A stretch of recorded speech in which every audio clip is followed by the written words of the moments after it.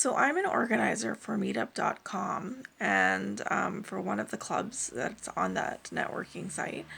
And basically, I set up a dinner one time. And the last time we did that, it was like really difficult experience because for a number of reasons, basically. I put together people from previous like events that I had gone to that I thought would get along, and I invited them all to dinner to a restaurant, and I picked out the restaurant, looked at the menu to see if it would be compatible with all the people who would be coming because we had some vegetarians coming. And then basically, I looked at the price point, looked at the location because some people were coming from quite far away, and then I tried to figure out what parking was like there and make reservations and all of this kind of stuff. So it was like a lot of issues that there were a lot of issues that came up actually because most of the people like wouldn't let me know until the very last minute what time they were coming at, and so the restaurant was getting angry and saying, well, the reservations, you have to let us know how many people are coming.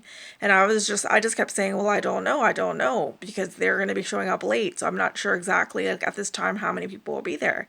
So they weren't happy about that. And then my friend Kevin was supposed to show up for the dinner, but he was working till about 10 o'clock, and the dinner started at around 8 o'clock, 8:30. And when we got there, they wouldn't take reservations. Like we had to wait in line. So there was like a 40-minute lineup, and everyone was getting really angry about that too. So we waited in line, and there was this one really rude guy in the group that just kept saying, like, insulting like me the whole time. And he was like, "Oh, this is interesting. This is a quaint restaurant." And like I mean, it was a really good restaurant. It was a Mexican vegetarian restaurant.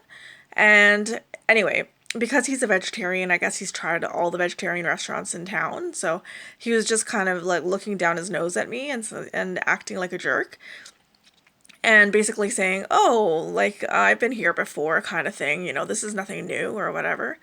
But anyway, like it's like the food was really good and everything, so I don't know what he was complaining about.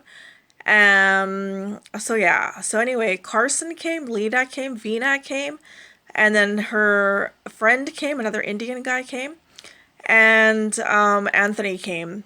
So and myself. So basically, there was that many of us, and we finally managed to get inside the restaurant and push a couple of tables together. We had to wait for people to vacate the tables so we could push a couple of them together to make enough room for us all. And then we sat down and we ordered some nachos, and that was like a pretty big like order of nachos, but still it wasn't supposed to be the main course. So people were talking, like, well, Anthony and Carson were talking, but nobody else was talking in the group. So that was really strange because like I was talking, Anthony was talking, and Carson was talking, and nobody else was talking. So the other three people weren't talking. And then it was just dead silence on one end of the table, and then the other side of the table people were talking. So we're having quite like a lively conversation. So it was kind of like a failure in that regard. And once the appetizers came and everything, and everybody had eaten, I was like, well, nobody's even ordered drinks or anything like that. And my friend Kevin hasn't gotten here yet. And I really wanted to introduce you all to him. So they were like, well, we're really full and all this kind of stuff. We're ready to go now. And I was just like, well, you can't go without meeting him. He's coming from really far away and he was like supposed to be here. And I'm just going to call him and see what time he's getting off of work. So, I called Kevin and he was like, I'm not off for another 45 minutes. And I was like, I don't know if these people are going to want to wait that long because they don't even want to order entrees anymore. They're just too tired. Like they're not tired, but they're too full and they're cheap actually. They're cheap because they didn't want to waste any more money. It was not an expensive restaurant, but they were just all cheap students and stuff like that and like had like, lowly jobs and stuff. So they didn't really want to spend the money to stay and have a good meal. So I was kind of disappointed in that too. And Kevin and me like to like go out and eat. So, you know, whatever. Like, so I told them, I was like, I explained to all of them, I was like, well, I really wanted you all to meet my friend Kevin, and he's not getting off work for a little while longer. So why don't we all order drinks and just like chat and like hang out for a little while longer? And then they reluctantly ordered drinks. They were like, okay, sure, like we'll order drinks, fine. And so we ordered drinks, and I got iced tea because I don't drink alcohol. But anyway, that's not the point. We just sat around and we drank, and some of the other people ordered alcohol, whatever, and we just had a few beers or whatever. And then Kevin called, and he was like, "You know what? I'm not going to be off like for a while, so just go ahead and wrap things up if you want." So then at the end of the night, after the drinks came and we were done our drinks, I told everybody that Kevin wasn't going to be able to make it.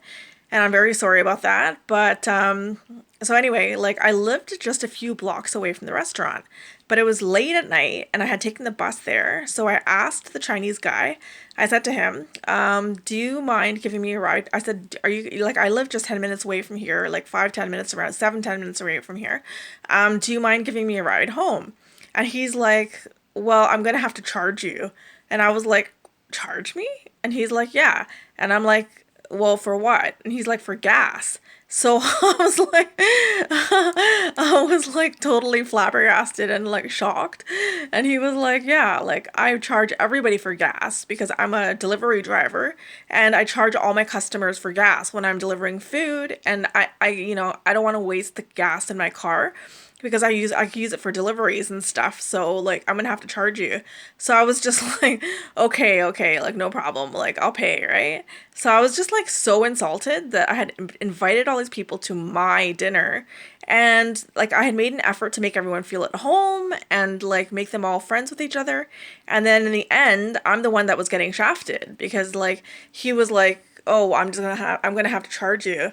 But in the end, like he didn't charge me. He drove me home, and we took the long way home. But because he didn't know how to drive to my house, his computer was wrong. His navigator was wrong on his in his car, so he took me the wrong way, and it ended up driving for 20 minutes instead of 10 minutes. But he didn't complain about it. He just drove me home, and he was like, "Okay, don't worry about it. It's okay. This and that. Thanks for organizing and stuff." But like it just goes to show that the organizers of these groups can put in so much effort and have to deal with so many things with the restaurant, reservations, like meal options, price point, figure out if these people are actually going to get along with each other, like determine personality types, and all of these different things. And in the end, you just get nothing for it, So, a few weeks later, like Lita and Carson invited me out to play Ultimate Frisbee with them in the park. And I went and we had a really good time. But yeah, like other than that, I didn't see any of those other people again because I just banned them all from my group. I just told them that like I didn't want to have anything to do with them. Look, I didn't say that to them, but I just like made up my mind that I didn't want to have anything to do with them. And I just banned them all from my future events. So like they wouldn't be allowed to come. So yeah. But anyway, I'm gonna organize something else again, like, in the next little while. Probably a picnic in the park or something, like sushi in the park and soccer or something like that. But we'll see. But I know Lita and Carson are really active and stuff like that kind of thing. They go camping and stuff all the time. But I'll have to figure out who else is coming because the meetup group's been canceled for a while now, and I don't know who's around, and nobody wants to come out of their houses right now because of COVID. So yeah, but I'd like to organize some events like in the next little while over the summer, like, and probably more in the fall when the COVID has come under control, or I don't know, once they figure out some order to this whole thing. But yeah, we'll see what happens. So anyway, that was my meetup story about how to organize a meetup and how difficult it can be. So think about that before you become an organizer. Anyway, have a good day, everybody. Talk to you later. Bye.